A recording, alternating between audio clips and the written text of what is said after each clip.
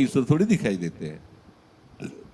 नारद जी नंद बाबा के महल में लाला के दर्शन करने गए। उस समय लाला घुटनों के बल चल लेते थे, तो बाबा की मोटी डेहरी लाल जो धीरे से चेष्टा करके छाती तो चढ़ा लिए पर पार नहीं हो पाए डेहरी।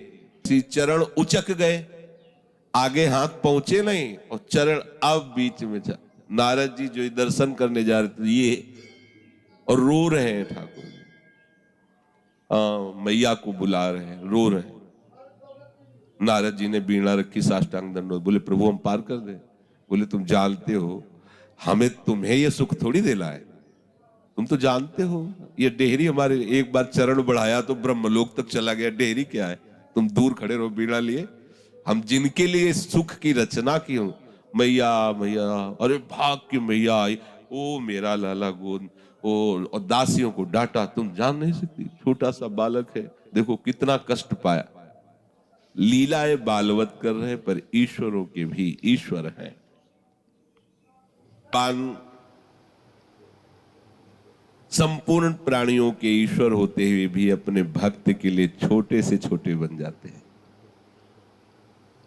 सोचो, जिनको उपदेश कर रहे हैं उन्हीं अर्जुन जी के जूतियों के पास सरकार बैठे, रथी ऐसे बैठता है और सारथी यहां बैठता है, उसकी पादुका और उसकी पीठ। सारथ जैसे घोड़सवार अपनी एड़ से घोड़े को इशारा देता है किधर चलना है, ऐसे वो अपने चरण से सारथी को इशारा करता है कि दाहिने या बाएं या सामने, जैसा वहां तो अस्त्र चल रहा है ना, वो जरा सा इशारा देकर सारथी वैसे ही पूरा प्रवीण चतुर। अब आप सोचो, जिनकी चरण रखने की चौकी को ब्रह्मा शंकर आदि वंदना करते हैं, वो प्रभु कहां बैठे हुए हैं। ये महान ईश्वर होते हुए भी त्रिलोचन जी के यहां नौकर बन करके, ये महान ईश्वर होते हुए भी माधवदास जी की सोच की लंगोटी धोते हैं, और माधवदास जी की नहीं, प्रत्येक शरणागत को ये वैसे ही प्यार। सबके महान ईश्वर है पर अपने भक्ति के लिए छोटे से भी छोटे कार्य के लिए एक। द्रौपदी जी ने कहा प्रभु भीष्म प्रतिज्ञा तो आप जानते ही है ना कि चाहे सूर्य इधर से उधर हो जाए पर भीष्म पितामह के वचन झूठे नहीं हो सकते, और मैंने सुना है कि उन्होंने आज संकल्प कर लिया है, 5 बाण निकाल के रख लिया है पांचों पांडवों को मारने के लिए। रोज दुर्योधन कहता 10-10 हजार महारथियों को मारते हुए एक भी पांडव नहीं मार सकते, इसका मतलब तुम्हारा प्यार है पांडवों के प्रति, सेनापति मेरे हो लेकिन पक्ष तुम उनका लेते हो, रोज ऐसे कटुवचन। तो पितामह ने संकल्प ले लिया, अगर मैं कल जीवित रहा तो 5 बाण निकाल के रख लिए, पांचों पांडवों को निश्चित मार दूंगा। ये खबर फैल गई। द्रौपदी जी ने जब प्रभु से कहा कि अब केवल एक उपाय आप हो, दूसरा को भीष्म प्रतिज्ञा मतलब टल नहीं सकती, मतलब पांडव गए पर आप जहां हो तो कोई भी भीष्म प्रतिज्ञा भी काम नहीं कर सकती, करो उपाय। ठीक है चलो, घूंघट काढ़ लो चलो, और एक चुनरी हमें दो दासी वाली, ऐसे लपेट लिया वैसे ऊपर, और जब नजदीक पहुंचे बोले अपनी जूती लाओ, बोले प्रभु, बोले जो हम कहे वैसे जूती ली, लपेट के जाओ, ठीक इसी समय जाओ और प्रणाम करना, घूंघट मत खोलना। भीष्म जी इसी चिंतन में थे, भगवान मैंने क्या संकल्प ले लिया, जिन बच्चों को हमने अंगुलियां पकड़ करके चलाना सिखाया है उन्हीं को मैं मारूंगा, और वो धर्म से चल रहे हैं, कोई अधर्म से नहीं चल रहे। प्रभु मैं बहुत धर्म संकट में हूं, क्या करूं। इतने में चूड़ियों की खनक मिली और कोई बहू प्रणाम कर रही, ऐसा भी तो सोचा अभी दुर्योधन संकल्प करवा के गया है तो उसकी पत्नी आई होगी, तो स्वाभाविक कैसे सौभाग्यवती भव, जाओ।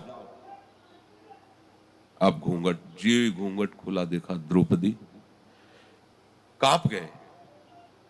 तो कहा आपका थोड़ी देर पहले वचन का प्रचार हो रहा है कि आप पांडवों को मारने के लिए 5 बाण निकाल लिए, और अभी आप मुझे कह रहे सौभाग्यवती भो, तो भीष्म के वचन कौन से झूठे होंगे?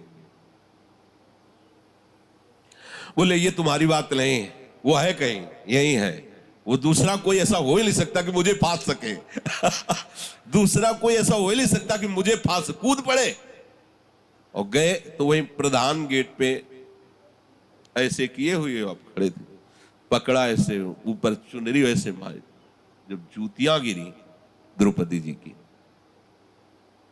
तब भीष्म जी स्वयं गए कि अरे अखिल कोटि ब्रह्मांडों का स्वामी अपने निज जनों के लिए ऐसी शांत, उनका बेटी जिसका रक्षक ये हो तो एक भीष्म क्या करोड़ों भीष्म, तो भी तुम्हारे पतियों का बाल बांका नहीं हो सकता। फिर कहा सुनो, तुम एक काम करना, मैंने आगे भी शब्द कहे थे कि यदि मैं जिंदा रहूंगा, समर्थ रहूंगा, तो मैं कल पांडवों को, तो कल मुझे समर्थ मत रहने देना, आप ऐसी कृपा करना कि बस युद्ध में जाते ही सामने शिखंडी को भेज देना, मैं स्त्रियों पर बाण नहीं चलाता हूं, मेरे लिए आज भी स्त्री है, अम्बा है, बस आप मुझे अर्जुन से कहकर गिरवा देना, तो हमारी भी बात रह जाएगी और आपकी भी बात रहे। ऐसा ही हुआ।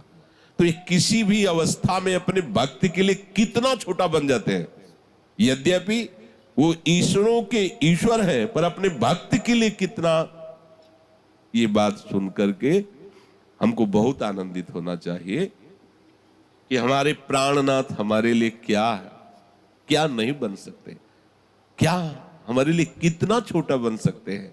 इसलिए सावधान होते हुए निरंतर अपने प्रभु का चिंतन और कोशिश करते रहो, किसी जितने विषय चिंतन और कोशिश करते रहो, किसी से ममता न हो, किसी से संबंध न रह पाए।